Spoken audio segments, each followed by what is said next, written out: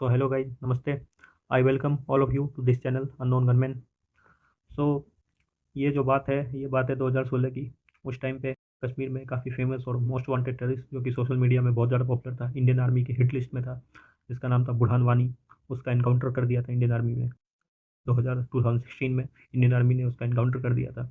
तो उसके इनकाउंटर के बाद एक इंडिया के काफ़ी I can say famous news channel की एक बहुत ही फेमस जर्नलिस्ट, जिसके बारे में अगर आप थोड़ा गूगल सर्च मारो तो आपको पता लग जाएगा, यहाँ पे नाम लेना ठीक नहीं होगा उनका।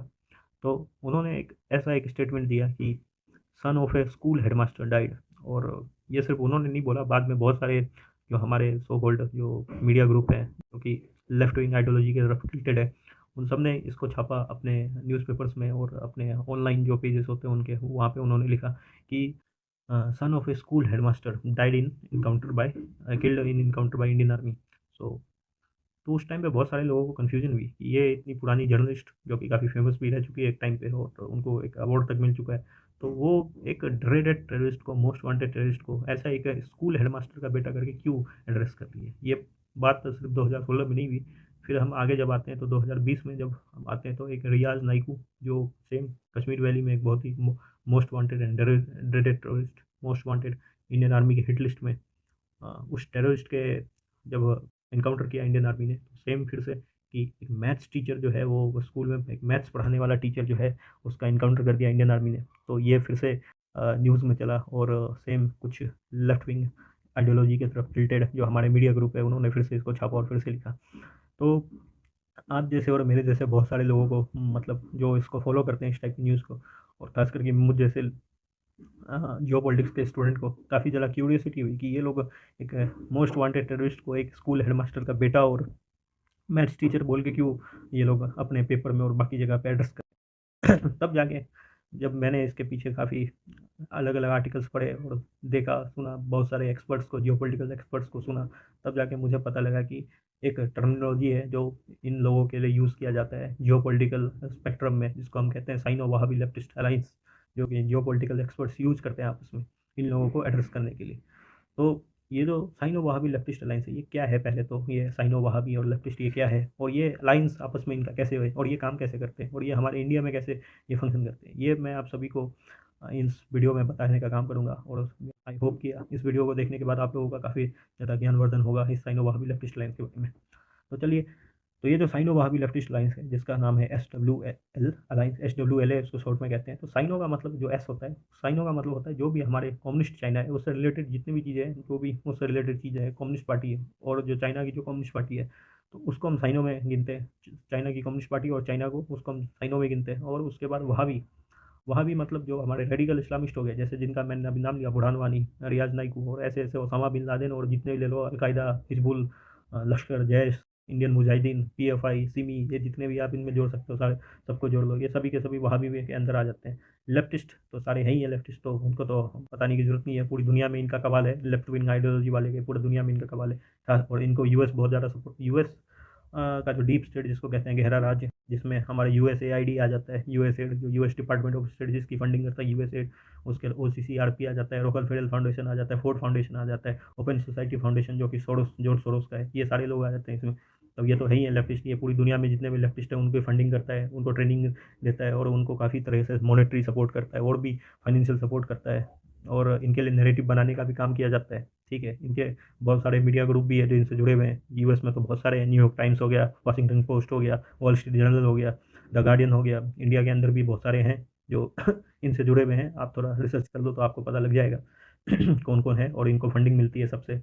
तो ये लेफ्टिस्ट जितने हो गए वो तो हो ही गए इसमें। तो इन तीनों के बीच में एक अलाइंस बनता है, ठीक है, जिसको साइनो वहाबी लेफ्टिस्ट अलाइंस बोलते हैं। जनरली मैं आपको बता दूं, या तीनों जो है एक दूसरे के आपस में बहुत ही कट्टर दुश्मन है ये तीनों।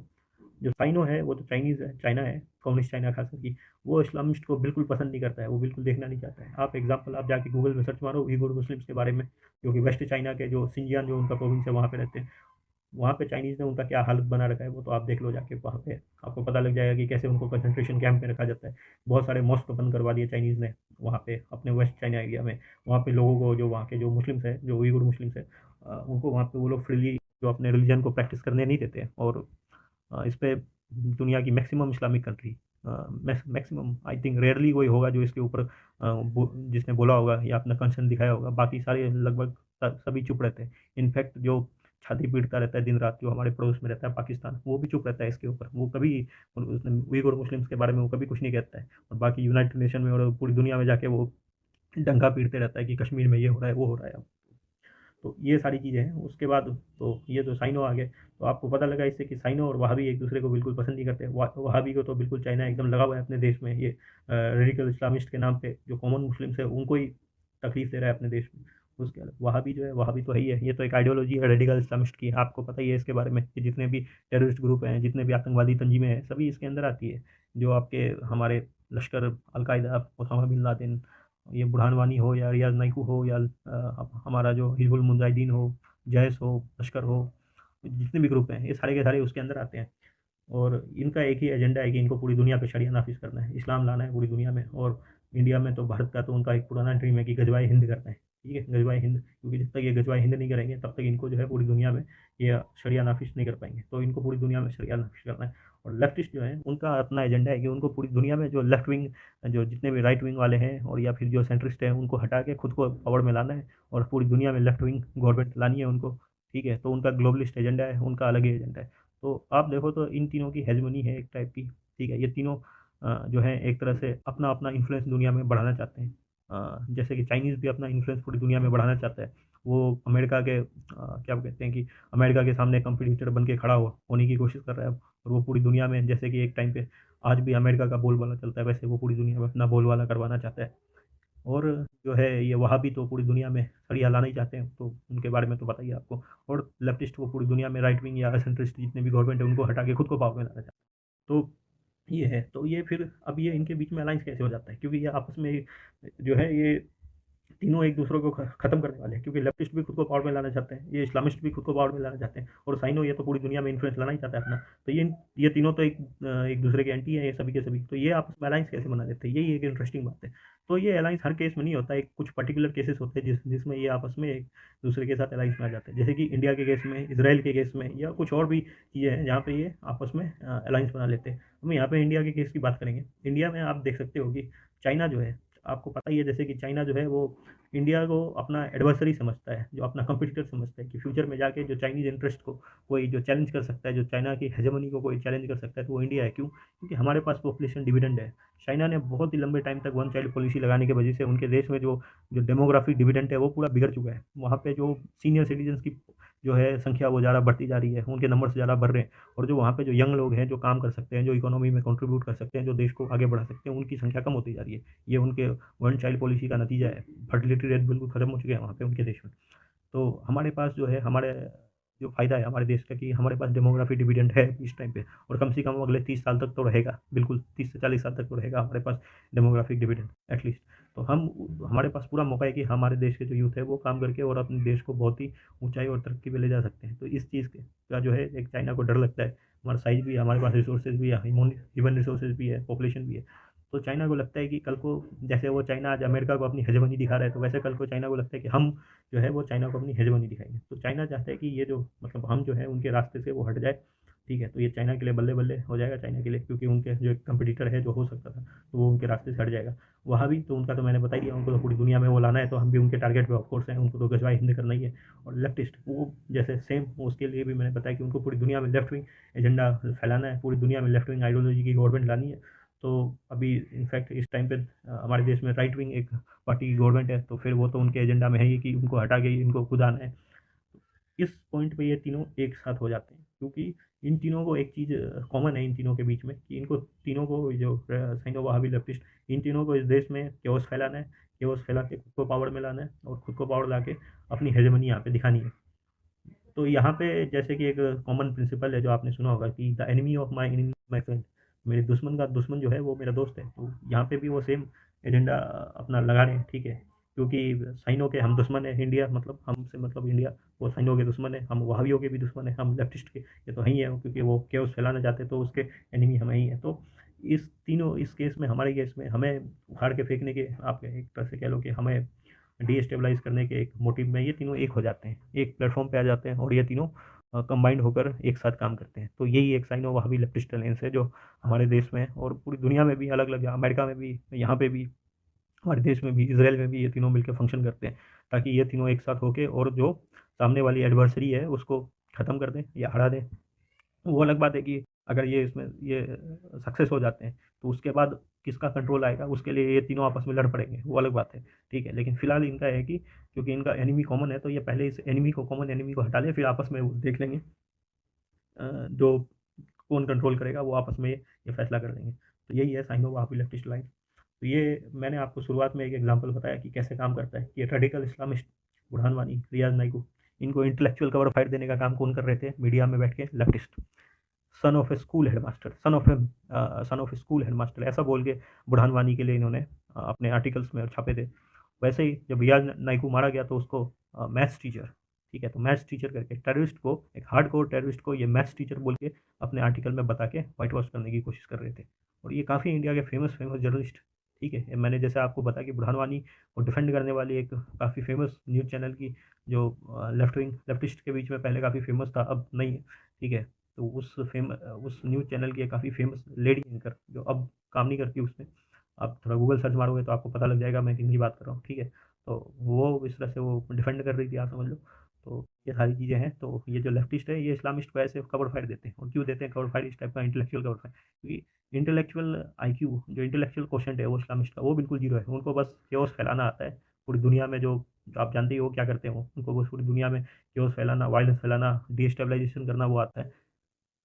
लेफ्टिस्ट के साथ ये प्रॉब्लम है कि उनके पास जो है ना स्ट्रीट पावर नहीं है केओस फैलाने के लिए, और वो इस्लामिस्ट के पास है स्ट्रीट पावर।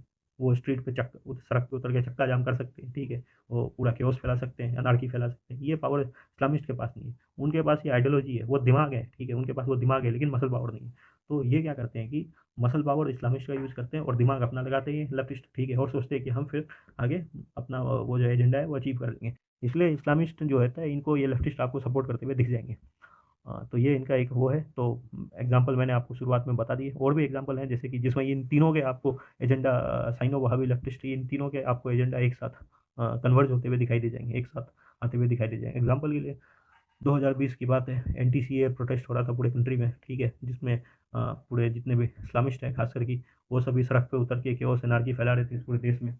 उसको सपोर्ट करने के लिए जो हमारे जितने भी लेफ्टिस्ट हैं, जो कि मीडिया में और बाकी इंटेलिजेंसिया में, यूनिवर्सिटी में, हर जगह, इंडिया की फेमस यूनिवर्सिटी है एग्जाम्पल के लिए जेएनयू, ऐसे बहुत सारी जगहों पर ये फैले हुए हैं, ठीक है। तो वहाँ पे ये सभी लेफ्टिस्ट जो हैं वो इस्लामिस्ट को कवर फाइट दे रहे थे बिल्कुल, उनके एक्शन को, जैसे वो ट्रेन जला रहे थे या और भी चीज़ें कर रहे थे, दिल्ली में राइट भी हो गया तो इसको जस्टिफाई कर रहे थे वो सभी बैठ के। तो ऐसा ही एक केस हुआ था दिल्ली के अंदर, एक काफ़ी, एक कॉलेज है दिल्ली में, यूनिवर्सिटी है, वहाँ पे पढ़ने वाला एक स्टूडेंट आप कह लो, ठीक है, जिसका स्टूडेंट नहीं है वो, जिसके दिमाग में इस टाइप की आइडिया है वो स्टूडेंट तो नहीं है, शर्जील इमाम नाम था उसका। वो जो है वो एक भाषण में कहता है दिल्ली में एनटीसीए प्रोटेस्ट के दौरान कि जो चिकन नेक एरिया है, जो इंडिया का जो चिकन नेक कॉरिडोर है जो कि नॉर्थ बंगाल में आता है, वो कह रहा था उसमें कि ये जो चिकन नेक कॉरिडोर है यहाँ पे एक पर्टिकुलर कम्युनिटी जो है, एक खास समुदाय की लोगों की अक्सरियत है, मतलब कि मेजोरिटी है, और वो जब चाहे उस एरिया को ब्लॉक कर सकता है। और जो इंडियन आर्मी जो हमारे जो नॉर्थ ईस्ट में मूव करती है इंडियन आर्मी, चाइना, वहाँ पे चाइना के साथ बॉर्डर है, नॉर्थ ईस्ट में म्यांमार के साथ बॉर्डर है, तो हमारी जो इंडियन आर्मी जो मूव करती है वो उसके रास्ते को ब्लॉक कर सकते हैं, और ये जो बाकी का जो नॉर्थ ईस्ट है उसको बाकी के इंडिया से कट ऑफ कर सकते हैं। ऐसा एक डेंजरस बात बोला था उसने, और ये काफ़ी एक देशद्रोही, आप कह लो कि एक देशद्रोह वाला स्टेटमेंट था। इस बात पे गवर्नमेंट ने उसको अरेस्ट किया, और वो, जहाँ तक मुझे जानकारी है, वो अभी तक जेल में है, ठीक है, और ऐसे लोगों को जेल में ही रहना चाहिए, ठीक है, नो डाउट। तो ये जो है आप समझो कि चिकन नेक जो है वो जो एरिया है वो काफ़ी एक सेंसिटिव एरिया है, जहाँ से बिल्कुल एक साइड बांग्लादेश है, एक साइड नेपाल है, और एक साइड पे चाइना पड़ता है, ठीक है। तो अगर चाइना को कभी नॉर्थ ईस्ट इंडिया को कट ऑफ करने का कभी चाइना ने सोचा इंडिया से, तो वो अटैक अगर कहीं करेगा तो ये चिकन नेक एरिया में करेगा, जो कि एक बहुत ही वल्नरेबल पॉइंट हो जाता है उसके लिए। और वहाँ पे जो है आप समझो कि एक साइनो का इंटरेस्ट आता है कि, मतलब चाइनीज़ का एक इंटरेस्ट आता है कि कभी अगर उसको फ्यूचर में उसने अटैक किया तो उस एरिया में वो अटैक कर सकते हैं, क्योंकि वहाँ पे एक काफ़ी पतला सा कॉरिडोर है ज़मीन का, और उस एरिया में वो अटैक करके इंडिया को काफ़ी बैकफुट पे ढकेल सकता है, ठीक है। तो यहाँ पे एक साइनो का इंटरेस्ट है। ये वहाबी जो है, ये वहाबी हरजील इमाम ये कहता है कि वहाँ पे एक पर्टिकुलर कम्युनिटी के लोगों की, ठीक है, वहाँ पे मेजोरिटी है, उनकी डेमोग्राफिक मेजोरिटी है, तो वो जब चाहे वो उस जगह को ब्लॉक कर सकते हैं, और आर्मी को उस नॉर्थ ईस्ट में मूव करने से रोक सकते हैं अगर कोई चाइनीज़ अटैक होता है तो उस केस में। और लेफ्टिस्ट जो है, जब ये बात मीडिया में आई और शरजील इमाम को अरेस्ट किया गया, तो लेफ्टिस्ट बिल्कुल उसके पूरे सपोर्ट में आ गया एकदम, कि अरे ये कैसे है, ये इसको अरेस्ट करना गलत बात है, freedom of speech, freedom of expression, फलाना ढिमकाना। तो इस केस में ये एक एग्जाम्पल था। तो यहाँ पे आपने देखा कि कैसे एक वहाबी जो है, वो इस्लामिस्ट, रेडिकल इस्लामिस्ट, वो चाइनीज़ के इंटरेस्ट की बात कर रहा था कि चिकन कॉरिडोर को बाकी इंडिया से अलग कर देंगे और नॉर्थ ईस्ट को अलग कर देंगे, इंडिया से आर्मी मूव नहीं कर पाएगी। उसको जब अरेस्ट किया, पुलिस ने एक्शन लिया उसके ऊपर, तो उसको डिफेंड करने के लिए कैसे इस्लामिस्ट आ गए खड़े होकर। ऐसा ही एक और एग्जांपल मैं आपको दे सकता हूँ कि कश्मीर में जब, हाँ, ये वही जर्नलिस्ट है जिसके बारे में अभी आपको थोड़ी देर पहले बता रहा था, कि जो एक पर्टिकुलर न्यूज़ चैनल में लेडी जर्नलिस्ट जो काम करती है, ठीक है, जो बुरहान वानी को एक स्कूल हेडमास्टर का बेटा बता रही थी, ठीक है, ये सेम वही जर्नलिस्ट है। ये जब 1990s में जब कश्मीर में जो है कश्मीरी हिंदूज़ का जो जीनोसाइड हुआ था, ठीक है, उनको वहाँ से छोड़ के जाना पड़ा था अपने कश्मीर वैली को। ये अपने जो है न्यूज़ चैनल में ये ऐसा बोलती थी जाके कि ये जो कश्मीरी पंडित है, इनके साथ ऐसा इसलिए हुआ क्योंकि ये लोग काफ़ी रिच थे, देवर रिच, और कश्मीरी मुस्लिम जो थे वो काफ़ी पुअर थे, तो इसलिए जो है उनके साथ जो है इस तरह का गलत हुआ कश्मीरी पंडित के साथ। तो आप देख सकते हो कि कैसे जो है लेफ्टिस्ट ने वहाँ भी ये जो इस्लामिस्ट है, रेडिकल इस्लामिस्ट, इनको सपोर्ट करने के लिए कैसे इन्होंने एक अपना ही एजेंडा कर दिया वहाँ पे, कि क्योंकि कश्मीरी पंडित अमीर थे तो इसलिए उनके ऊपर जो है ये जो कश्मीरी मुसलमान है उन्होंने अटैक किया, या फिर जो भी वहाँ पे उनके बीच में जो भी इस्लामिस्ट ने अटैक किया, जो भी उनको वहाँ पे झेलना पड़ा, ठीक है, और उनको वहाँ से छोड़ के जाना पड़ गया, ठीक है, अपनी ज़मीन को, अपने एंसेस्टर्स के लैंड को वहाँ पे छोड़ के जाना पड़ गया, क्योंकि वो अमीर थे और बाकी के कश्मीरी मुस्लिम्स गरीब थे। तो रेडिकल इस्लामिस्ट को डिफेंड करने के लिए ये लेफ्टिस्ट हमेशा रेडी रहेंगे, ठीक है। तो ये तो आप देख लो, ये कभी भी आपको क्रिटिसाइज़ करते हुए दिखेंगे नहीं। इनफैक्ट कि इसका मैं बहुत ही बेस्ट एग्जांपल बताता हूँ कि आपको दिख जाएंगे कि ये रेडिकल इस्लामिस्ट किस तरह से जो है, अभी रिसेंट एग्जांपल इसराइल का, इसराइल और हम गाजा का जो वॉर हो रहा था, हमास, इसराइल और हमास का जो वार हो रहा था गाजा में, तो 7 अक्टूबर में जो हमास ने घुस के किया इसराइल के अंदर, इतने सारे लोगों को मारा, उसको आपको ये कभी भी उसकी क्रिटिसिज्म करते हुए लेफ्टिस्ट कभी भी आपको दिखाई नहीं देंगे। लेकिन उसके बाद जब इसराइल ने अटैक किया गाजा पे, और जो वहाँ पे फिर हुआ, जो काफ़ी वहाँ पे भी कुछ ह्यूमन राइट वायलेशन हुए, वो तो मानता हूँ मैं भी, लेकिन उसको जो है, उसका बहुत ही ज़्यादा कड़ा प्रोटेस्ट करते हुए आपको लेफ्टिस्ट दिखाई देंगे, जबकि ये 7 अक्टूबर के इंसिडेंट पे काफ़ी साइलेंट रहते हैं। तो ये इनका जो है अलायंस इस तरह से होता है, साइनो वहाबी लेफ्टिस्ट अलायंस इसको ही कहते हैं। तो ये तीनों जो है आपस में एक एक दूसरे को सपोर्ट करते हैं जब भी आप समझो कि, इसलिए इसको एक अनहोली अलायंस कहते हैं, ठीक है, अनहोली अलायंस है ये, इन तीनों के बीच में एक लव ट्रायंगल है, लव हेट ट्रायंगल आप कह लो कि वैसे तो ये तीनों एक दूसरे के कट्टर दुश्मन है, लेकिन जब इनका कॉमन एनिमी आ जाता है तो ये उसके अगेंस्ट में मिल जाते हैं और उसको टेक डाउन करने की कोशिश करते हैं। तो आई होप ये जो आपको साइनो वहाबी लेफ्टिस्ट अलायंस के बारे में मैंने आपको बताया, तो इसको जानने के बाद आपका काफ़ी ज़्यादा ज्ञानवर्धन हुआ होगा। और मीडिया में जब ये एक तीनों, एक दोनों, ये तीनों जो है एक दूसरे को सपोर्ट करते हुए दिखेंगे आपको, तो आप इनका गेम समझ पाओगे, और जो है आप इनका गेम समझ के, और आपको जानकारी काफ़ी ज़्यादा हो चुकी है, क्योंकि हो चुकी होगी, और इनका गेम आप समझ पाओगे, और आप तब जाके समझोगे कि क्यों कुछ मीडिया वाले जो है टेररिस्ट को स्कूल हेडमास्टर का बेटा या फिर एक मैथ्स टीचर बोल के एड्रेस करते हैं या बुलाते हैं, ठीक है। तो thank you so much guys. अगर आप लोगों को वीडियो अच्छा लगा होगा तो आप लाइक करना, और अगर आप ऐसे ही बहुत सारे जो भी जियो पॉलिटिक्स से रिलेटेड टॉपिक्स है, या उसमें अगर आप इंटरेस्ट हो तो आप सब्सक्राइब कर सकते हो और इस वीडियो को शेयर कर सकते हो। Thank you so much.